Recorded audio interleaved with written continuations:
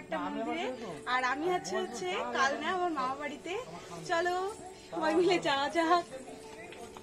এই যে দাঁড়িয়ে রয়েছে আমাদের দুই বাহন।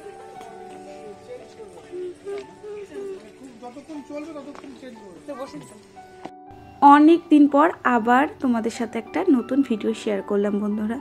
এই ভিডিওটা কিন্তু অনেক দিন আগে করার, তোমরা নিশ্চয়ই প্রথম ভিডিওটা দেখেছো যে আমি মামা বাড়িতে গেছিলাম। আজ ওই ভিডিওটার দ্বিতীয় পার্ট।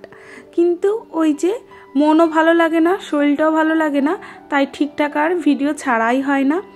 যাই হোক, আজ না এক জায়গা গেছিলাম ঘুরতে, গিয়ে দেখছি যে ফোনে একেবারেই জায়গা নেই, স্টোরেজ পুরো ফুল।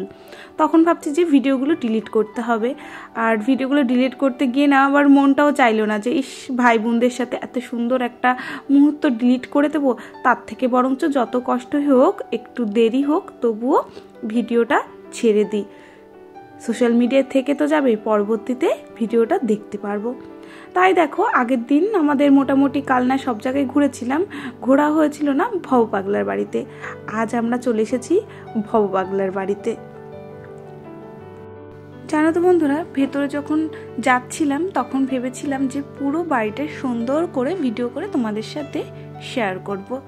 তারপর যেই না ভেতরে ঢুকলাম, ওখানে লেখা আছে যে ভিডিও করা নিষিদ্ধ। তার ভেতরেই ভাই যেইটুকু আর কি ভিডিও ধরে দিয়েছিল, সেটাই তোমাদের সাথে শেয়ার করলাম। এখানে গিয়ে জানো তো মনটা ভীষণ ভালো হয়ে গেছিলো। মানে মায়ের মুখটা দেখে এতটাই মনটা শান্ত হয়ে গেছিলো, কি বলবো তোমাদের। তোমরা যদি কোথাও কোনো দিনও যদি কাছে পিঠে ঘুরতে যাও না, তাহলে কিন্তু কালনা অনায়াসে যেতে পারো।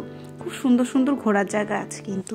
যাই হোক, আমাদের সবার জীবনেই ওঠা পড়া লেগেই থাকে। তাই বলে যে ওই কঠিন সময়টা মুখ বন্ধ করে ঘরে পড়ে থাকবো, সেটা করলে কিন্তু হবে না। তাহলে কিন্তু আমরা আরও ডিপ্রেশনে চলে যাব। তার জন্য মনে হয় সময় তো খারাপ ভালো থাকবেই, তার থেকে বড় কথা যখন আমাদের মনটা খারাপ হবে তখন নয় নিজেদের কাছের মানুষের সাথে শেয়ার করো, আর তা না হলে কোথাও ঘুরতে বেরিয়ে পড়ো, দেখবে মনটা এমনিতেই ভালো হয়ে যাবে।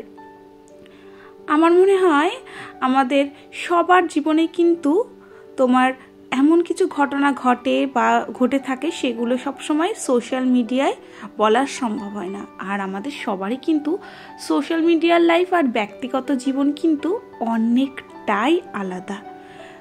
আমরা যদি মনে করি যে সোশ্যাল মিডিয়া যারা আর কি ফটো আপলোড করছে, ভিডিও ছাড়ছে, সুন্দর সুন্দর রঙিন রঙিন ভিডিও, তখন যদি মনে ভাবি যে ওর লাইফটা কত সুন্দর, কত ঝলমলে, আমরা কিন্তু ওটা দেখে কিন্তু পুরোপুরি ভুল করব। দিনের শেষে কিন্তু তারও খারাপ লাগা আছে, আমারও যেমন আছে তারও আছে। সবার জীবনেই আমরা সোশ্যাল মিডিয়ায় যতটা দেখাই অতটা কিন্তু সরল সহজ না। তার জন্যই বলবো একটা কথা বন্ধুরা, সোশ্যাল মিডিয়ার লাইফ দেখে কখনো নিজের লাইফটা গুলিয়ে ফেলো না। সোশ্যাল মিডিয়া তো সোশ্যাল মিডিয়া, আর ব্যক্তিগত লাইফ তো ব্যক্তিগত জীবনই। যাই হোক, সব কিছু আর কি ঘুরে ঠুরে চলে আসলাম আমার মামা বাড়ির এখানে। মানে স্পেশাল ফুচকা হচ্ছে বিজয়ের ফুচকা।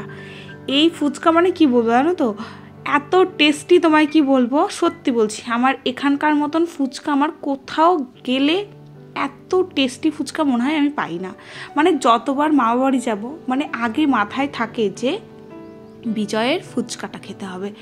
এত টেস্ট, কি বলবো, বিশেষ করে দই ফুচকা, মানে এতটা পরিমাণে দই দেয় ভেতরে, মানে মুখে নিলেই না একটা স্বর্গীয় ফিলিংস আসে।